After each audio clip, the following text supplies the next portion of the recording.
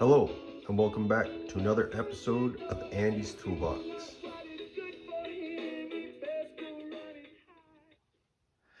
In this episode, we have a small tool haul consisting of Mac and Matco tools. Sorry guys, I haven't done any snap-on hauls lately. Those are definitely going to be coming in the near future. After this video, I have a lot of eBay stuff I've picked up, so I'll probably post up a video about some eBay acquisitions. So getting right into it, on top of my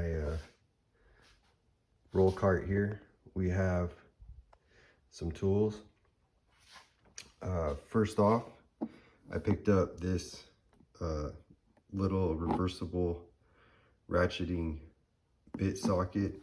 The backstory on this bit ratchet, the backstory on this is that this is never in stock on Mac's website. It was in stock 3-4 years ago, and I had my chance to get it and I kind of passed it up. At the time it wasn't in the cards for me, budget wise, so ever since then it has not been in stock, and I always keep my eye out for it. And just recently these came into stock, and what a surprise, right after I ordered it they went out of stock again. And so I managed to finally pick up this tool. It's a double flex, has a aluminum handle, it's not too heavy, reversible. It's got a pretty fine tooth on it, and I really like this little ratchet. It's pretty cool. Haven't used it yet, but it's magnetic, of course. There's a magnet, but I definitely will use it. Next, we have these CST flush cut pliers. Now, let me go over to my other toolbox on the other side of my shop, and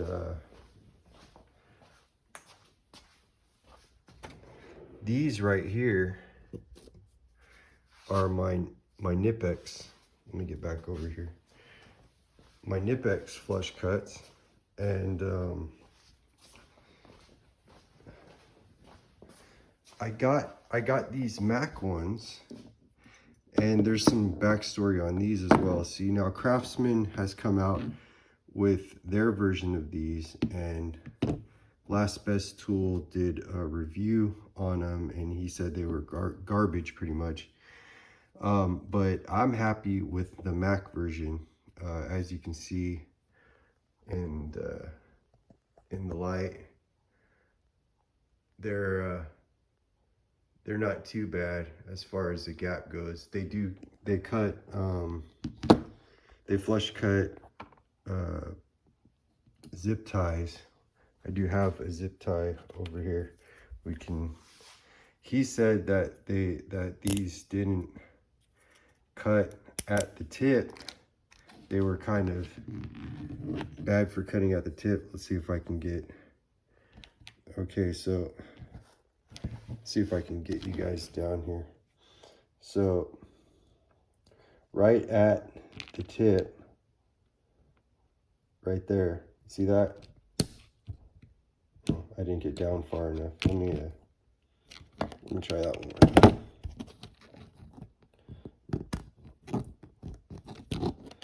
Come on, zip tie, work with me here.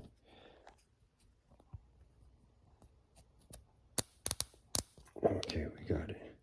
Okay, so right at the tip, okay, see, is that?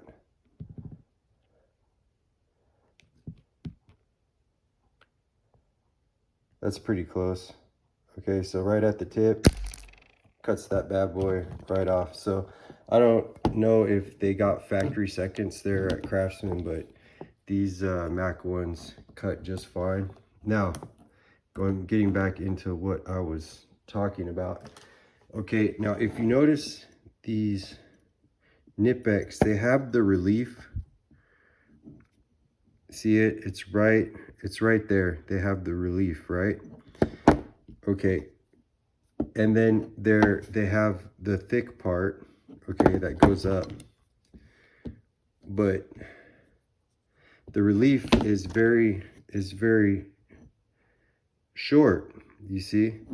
Now the Mac ones, the relief is longer, so it's a steeper incline, which means that these are going to be a little bit more better suited for like a stainless steel lock wire or pop rivets and stuff. So these should be a little more heavy duty, even though they're shallower than the Nipex, because that relief on the Nipex is so short, and this one almost goes up half the way of the tool. You're going to get a heavier duty cutting edge. So I researched those before I got them, and I thought I was getting what I wanted, and I was. So I'm happy with these. These are the CST pliers. The finish on them is sort of like a snap-on color, maybe a little darker, but I really like these pliers. They're really nice pliers. So moving on, I picked up this part number's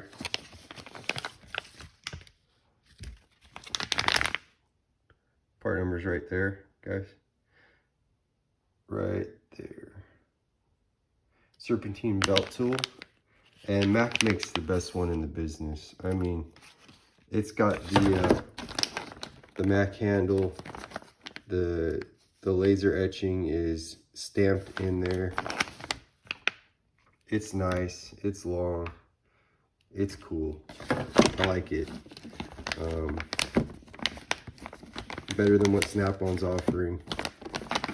Sometimes Mac just comes out with some real good, unique, exclusive stuff, and this serpentine belt tool is definitely one of them. So I got the Mac serpentine belt tool. I don't necessarily use these on serpentine belts. I use them basically on belts in general.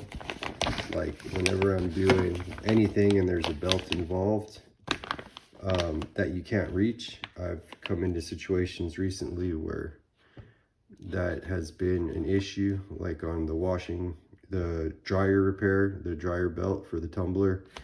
You got to get your hand all the way back there, and you don't want to be sticking your hand around all that sharp, jagged metal shit in there. So this, you know, for belts in general, this has a hook on it, and it just grabs belts and works them into where you want to work them into. So, you know, anybody should have one of these. The next part number right here, next item, is this striking scraper set from Matco. They really are a beautiful set. Let me see if I can get my light. So yeah, I mean,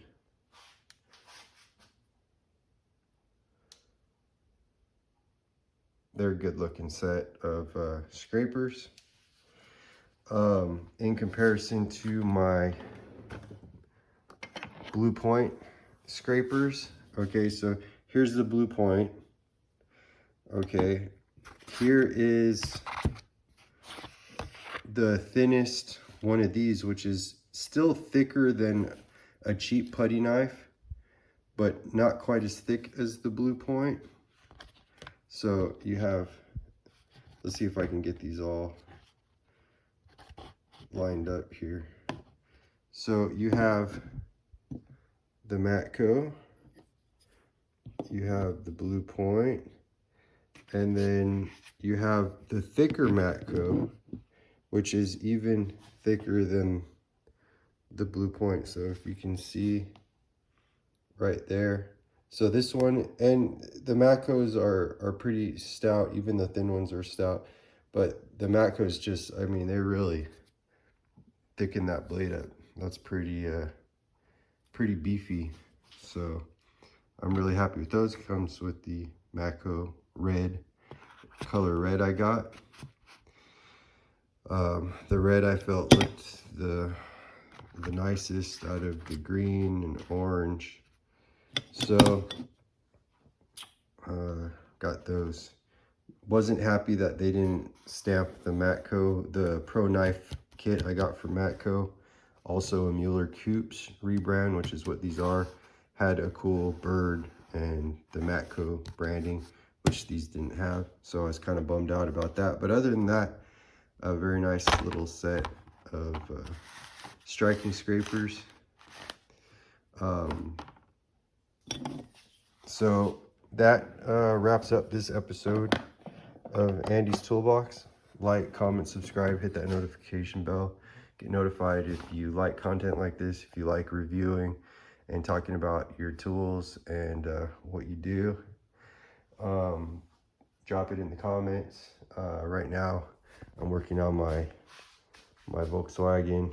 I had the brake fluid reservoir started leaking, so I had to repaint some of the under the hood.